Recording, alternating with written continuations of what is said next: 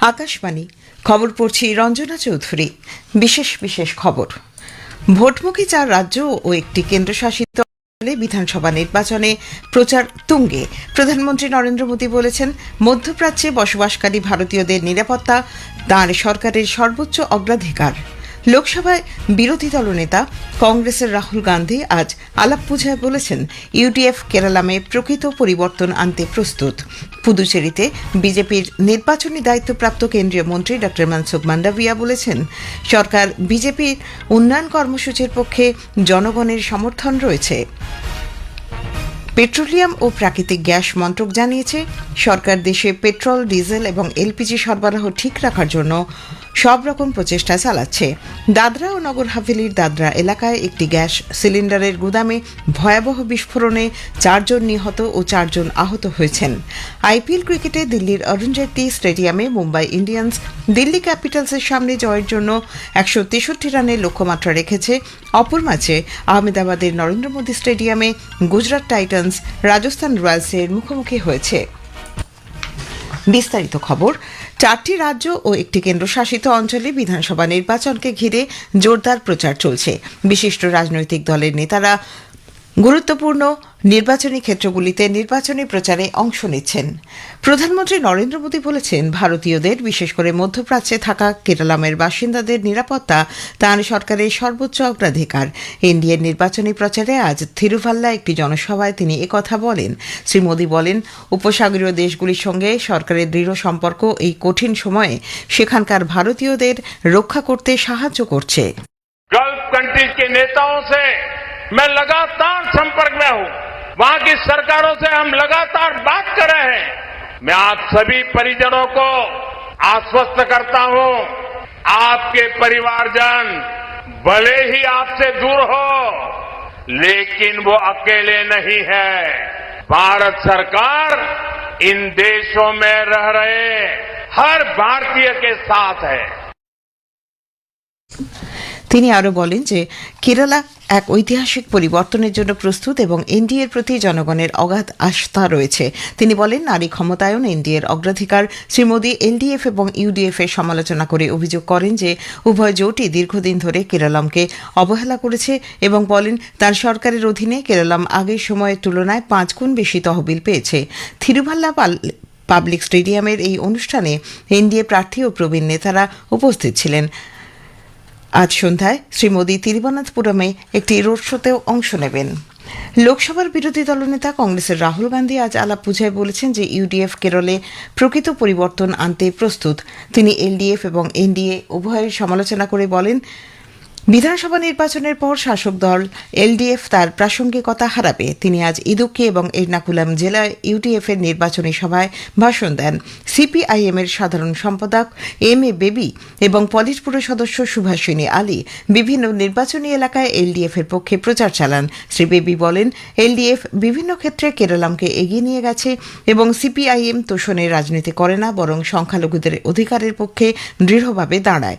কেন্দ্রীয় মন্ত্রী, মুখ্যমন্ত্রী এবং অন্যান্য তারকা প্রচারকারী সহ বিশিষ্ট নেতারা রাজ্য জুড়ে পুরোদমে প্রচার চালাচ্ছেন। কেরালামে প্রচার মঙ্গলবার শেষ হবে। বিজেপি নেতা কেন্দ্রীয় স্বরাষ্ট্রমন্ত্রী অমিত শাহ আগামীকাল কোঝিকোড, এর্নাকুলাম এবং তিরুবনন্তপুরম জেলায় এনডিএ নির্বাচনী প্রচারে যোগ দেবেন। কংগ্রেস সভাপতি মল্লিকার্জুন খার্গে আগামীকাল কোল্লাম জেলায় ইউডিএফ এর হয়ে নির্বাচনী প্রচার চালাবেন। কেন্দ্রীয় মন্ত্রী এবং পুদুচেরিতে বিজেপির নির্বাচনী দায়িত্বপ্রাপ্ত ড মনসুখ মান্ডাভিয়া বলেছেন যে বিজেপির উন্নয়ন কর্মসূচির পক্ষে জনগণের সমর্থন রয়েছে। মাহেতে একটি সাংবাদিক সম্মেলনে শ্রী মান্ডাভিয়া আসন্ন বিধানসভা নির্বাচনে এনডিএ মাহে অঞ্চলে বিপুল সংখ্যাগরিষ্ঠতা অর্জন করবে এবং পুদুচেরিতে ক্ষমতায় আসবে বলে আত্মবিশ্বাস প্রকাশ করেন। মন্ত্রী মাহেতে এনডিএ প্রার্থীর জন্য বাড়ি বাড়ি গিয়ে প্রচার চালান। এদিকে তামিলগা ভেট্রি কাজাগাম প্রধান এবং অভিনেতা সি জোসেফ বিজয় বেশ কয়েক বছর ধরে কেন্দ্রে ক্ষমতায় থাকা সত্ত্বেও পুদুচেরিকে রাজ্যের মর্যাদা দিতে ব্যর্থ হওয়ায় এনডিএ জোট এবং ডিএমকে কংগ্রেস জোট উভয়েরই সমালোচনা করেছেন। মূল নির্বাচনী প্রতিশ্রুতিগুলি তুলে ধরে বিজয় বলেন যে তাঁর জোট ক্ষমতায় এলে পুদুচেরির জন্য রাজ্যের মর্যাদা নিশ্চিত করা হবে। নির্বাচন কমিশন জানিয়েছে, ভোটাররা তাদের নির্বাচনী কেন্দ্রের প্রার্থীদের শিক্ষাগত যোগ্যতা এবং অপরাধ সংক্রান্ত সমস্ত তথ্য ইসিআই নেট প্ল্যাটফর্মে দেখতে পাবেন। ভোটাররা প্রার্থীদের দাখিল করা সম্পূর্ণ হলফনামা ডাউনলোড করতে পারবেন। বিশ্বের বৃহত্তম বৃহত্তম নির্বাচনী কাজের প্ল্যাটফর্ম হিসেবে ইসিআই নেটে 40টিরও বেশি অ্যাপ এবং নির্বাচন কমিশনের পোর্টাল একসঙ্গে পাওয়া যাবে। নির্বাচন কমিশন ইতিমধ্যে অসম, কেরলম, তামিলনাড়ু, পুদুচেরি ও পশ্চিমবঙ্গে নির্বাচনের দিনক্ষণ ঘোষণা করেছে। আগামী 9 এপ্রিল অসম, কেরলম, পুদুচেরি এবং 4টি রাজ্যের উপনির্বাচনে মোট 1055 জন প্রার্থী প্রতিদ্বন্দ্বিতা করছেন। কমিশন জানিয়েছে, ভোটাররা ইসিআই নেটে নো ইয়োর ক্যান্ডিডেট মডিউলে প্রার্থীদের বিস্তারিত তথ্য জানতে পারবেন। জাতীয় তদন্তকারী সংস্থা এনআইএর দল আজ মালদার কালিয়াচক 2 নম্বর ব্লকের ভিডিও অফিসে যান। গত বুধবারে মোথাবাড়ির ঘটনার তদন্তে আজ এই দল প্রথমে সেদিন 7 বিচার বিভাগীয় আধিকারিকদের নিয়ে যাওয়া পাইলট কারের চালকের সঙ্গে কথা বলেন। এই ঘটনায় বেশ কিছু সন্দেহজনক ভাজনকে আটক করা হয়েছে। গত বুধবার কালিয়াচক 2 নম্বর বিডিও অফিসে ওই বিচার বিভাগীয় আধিকারিকরা কাজ করার সময় বহু মানুষ তাদের গভীর রাত পর্যন্ত ঘেরাও করে রাখে এবং তারা বেরোনোর পর গাড়ি লক্ষ্য করে ইট বৃষ্টি বাঁশ ফেলে পথ আটকানোর চেষ্টাও করা হয়। এই ঘটনায় শীর্ষ আদালত এনআইএ অথবা সিবিআইকে দিয়ে তদন্তের নির্দেশ দেওয়ার পর নির্বাচন কমিশন এনআইএকে তদন্তভার তুলে দেয়। খবর শুনছেন আকাশবাণী থেকে। পেট্রোলিয়াম ও প্রাকৃতিক গ্যাস মন্ত্রক জানিয়েছে, সরকার দেশে পেট্রোল, ডিজেল এবং এলপিজি সরবরাহ ঠিক রাখার জন্য সব রকম প্রচেষ্টা চালাচ্ছে। নাগরিকদের আতঙ্কিত হয়ে অতিরিক্ত পেট্রোল, ডিজেল কেনা এবং অপ্রয়োজনীয় এলপিজি সিলিন্ডার বুকিং করা থেকে বিরত থাকতে বলা হয়েছে। মন্ত্রকের পক্ষ থেকে জানানো হয়েছে, পেট্রোজাত পণ্য এবং এলপিজির নিরবচ্ছিন্ন যোগান রাখতে বিভিন্ন পদক্ষেপ নেওয়া হয়েছে। সঠিক পরিচয়পত্র দেখিয়ে নিকটবর্তী এলপিজি ডিস্ট্রিবিউটরের কাছ থেকে 5 কেজি সিলিন্ডার পাওয়া যাবে বলেও জানানো হয়েছে। এই ধরনের সিলিন্ডার কিনতে কোনো ঠিকানার শংসাপত্র লাগবে না। 23 এপ্রিল থেকে এই পর্যন্ত 5 কেজি ওজনের 5,70,000 সিলিন্ডার বিক্রি হয়েছে বলেও মন্ত্রকের তরফে জানানো হয়েছে। অনলাইনে এলপিজি সিলিন্ডার বুকিং 95% বেড়েছে এবং গতকাল প্রায় 51 লক্ষ এলপিজি সিলিন্ডার সরবরাহ করা হয়েছে বলে মন্ত্রক সূত্রের খবর। এদিকে বন্দর, জলপথ ও জাহাজ চলাচল মন্ত্রক জাহাজ চলাচল, বন্দরের কাজকর্ম এবং ভারতীয় নাবিকদের সুরক্ষার বিষয়ে সর্বদাই নজর রাখছে। এলপিজি নিয়ে গ্রিন স্যাভি নামের জাহাজ গতকাল হরমুজ প্রণালী নিরাপদে পেরিয়েছে, যেখানে 46,650 মেট্রিক টন এলপিজি এবং 25 জন নাবিক রয়েছেন। এখনও পশ্চিম পারস্য উপসাগরীয় অঞ্চলে ভারতের পতাকাবাহী 17টি জাহাজ, 460 জন নাবিক সহ রয়েছে। অন্যদিকে অসামরিক বিমান চলাচল মন্ত্রক জানিয়েছে, 28 ফেব্রুয়ারির পর থেকে এ পর্যন্ত প্রায় 6,75,000 যাত্রী পশ্চিম এশিয়া থেকে ভারতে এসেছেন।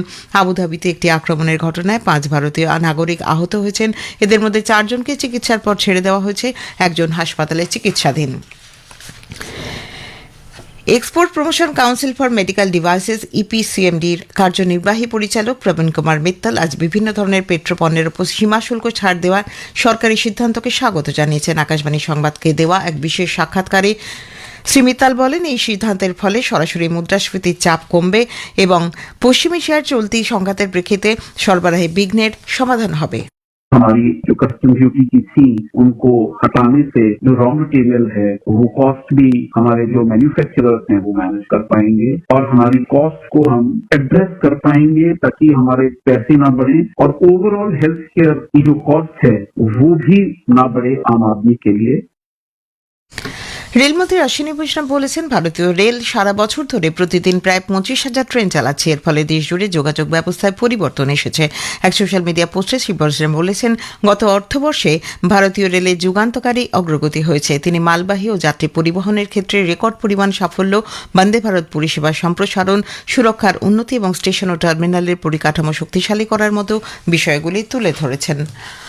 দাদরা ও নগর হাভেলির দাদরা এলাকায় একটি গ্যাস সিলিন্ডারের গুদামে ভয়াবহ বিস্ফোরণে 4 জন নিহত ও 4 জন আহত হয়েছেন।